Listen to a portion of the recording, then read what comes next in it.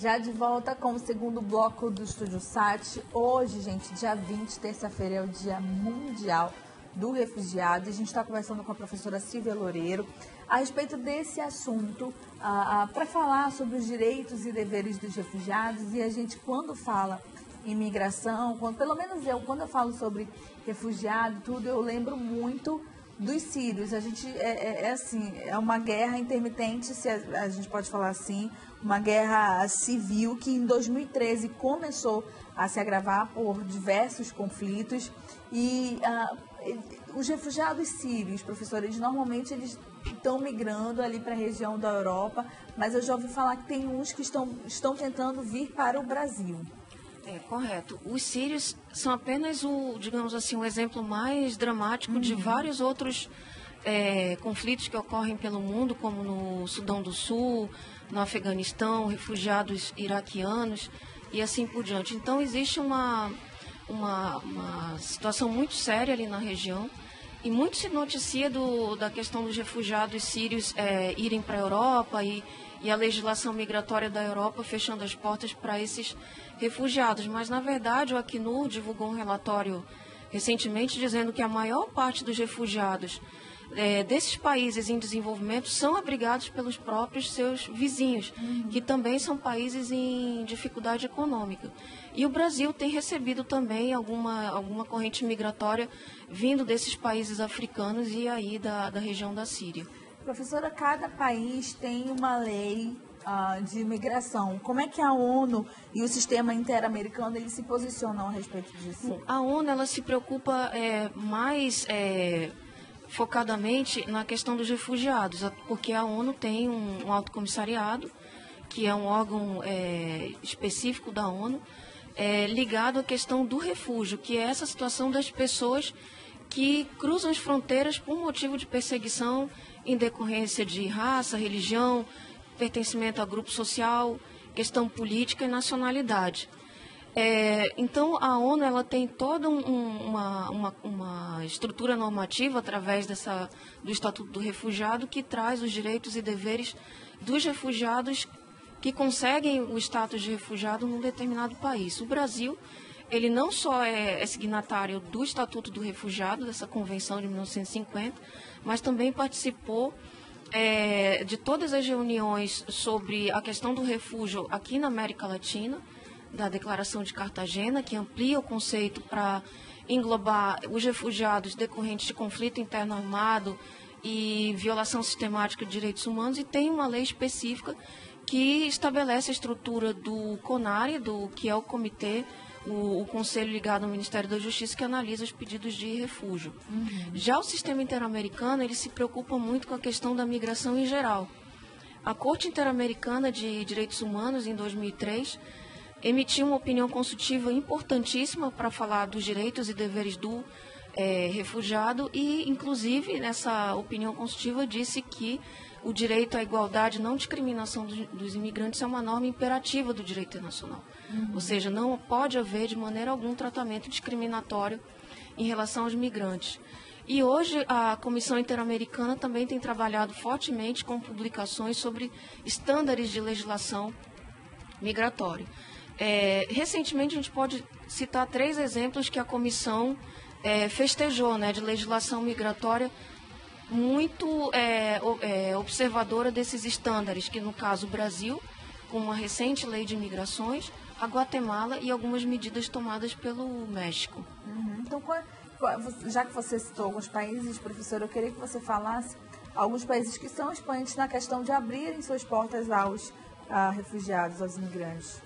E a gente pode citar o próprio caso brasileiro, que, pelo menos em termos de legislação, é um país que a gente chama de receptor, Então, a legislação sobre refugiados do Brasil é muito avançada, ela amplia essas categorias de abrigo de refúgio, e mesmo na crise dos imigrantes haitianos, quando não havia nenhum enquadramento legal possível, porque na época o grande fluxo de haitianos que veio para o Brasil foi em decorrência de uma catástrofe ambiental, o Estado brasileiro editou uma resolução de número 97/2012, concedendo visto de caráter humanitário a essas pessoas, para que pudesse ter a sua situação migratória regulamentada aqui no país. E agora, com a nova lei dos migrantes, inspirado nessa experiência do haitiano, da população haitiana, há uma categoria formal de concessão de visto humanitário em casos de catástrofe humanitária, que pode ser, inclusive, um caminho para a solução da crise dos migrantes venezuelanos não indígenas e não indígenas. E então, os direitos deles hoje, aqui no nosso país, consistem em trabalhar, estudar, ter um lugar seguro para morar. Sim. Ter acesso a sistema de saúde, ter respeitado as peculiaridades dos povos indígenas que migram para cá. Então, o Estado brasileiro, desde o ponto de vista da Constituição, é um Estado acolhedor. Talvez a maior barreira que exista em termos de acolhimento seja a barreira do próprio coração das pessoas, né, que é o pior tipo de fronteira.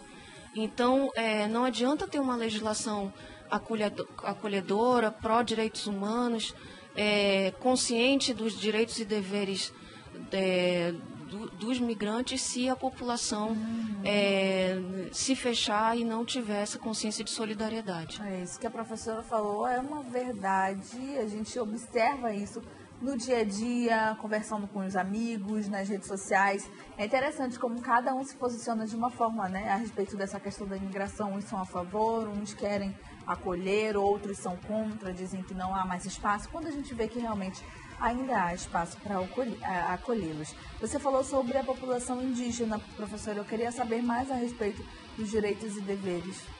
Além da normativa própria dos migrantes, os povos indígenas têm peculiaridades, né? Então, além da aplicação de toda a regulamentação migratória propriamente dita, existem normas internacionais específicas para povos indígenas, como é o caso da Convenção 169 da Organização Internacional do Trabalho.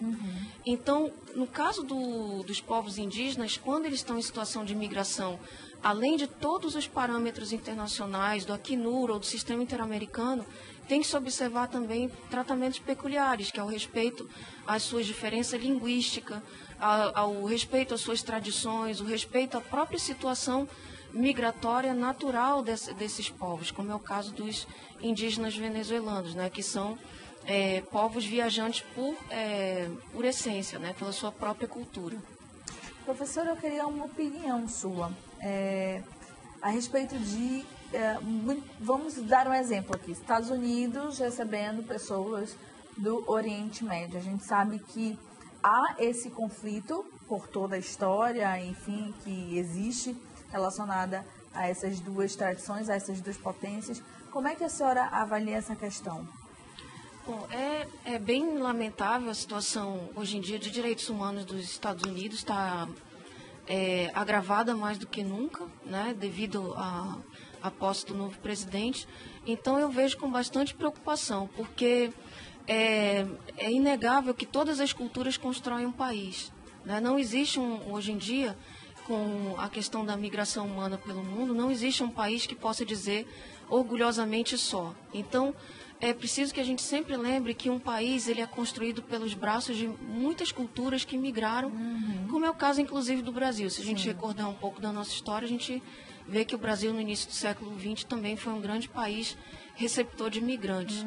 Então, no caso dos Estados Unidos, é muito triste ver esse tipo de discurso, porque se esquece que os próprios antepassados de quem tem esse discurso podem ter sido migrantes da Primeira ou da Segunda Guerra Mundial, por exemplo, né? E são essas pessoas que construíram essa nação forte. Então, é um discurso bastante incoerente do meu ponto de vista. Professora, eu queria muito agradecer. Nós conversamos com a professora Silvia Loureiro, ela que é professora de Direito Internacional da UEA, Universidade Estadual do Amazonas, e coordenadora da Clínica de Direitos Humanos. Muito obrigada pela sua participação aqui com a gente, tá? Para falar obrigada sobre esse a vocês, assunto. Obrigada pela oportunidade do tema e que todos nós possamos refletir sobre essa questão migratória no Dia Internacional dos Refugiados. Sim, verdade. Quero mandar um abraço para o Yuri Leite, meu amigo, é aluno da professora também. nós falamos que gostaríamos de falar sobre esse assunto, ele nos indicou e muito obrigada, tá, Yuri, pela sua participação. Gente, nós vamos seguindo para o intervalo comercial e daqui a pouquinho a gente vai conhecer um cara que faz assim várias transformações. Ele transforma tudo aquilo que ia para o lixo, sabe, placa-mãe, CD, peças de motos, e transforma tudo em arte. Vamos saber, vamos conhecer daqui a pouco? Daqui a pouquinho a gente volta, então. Fica aí conosco.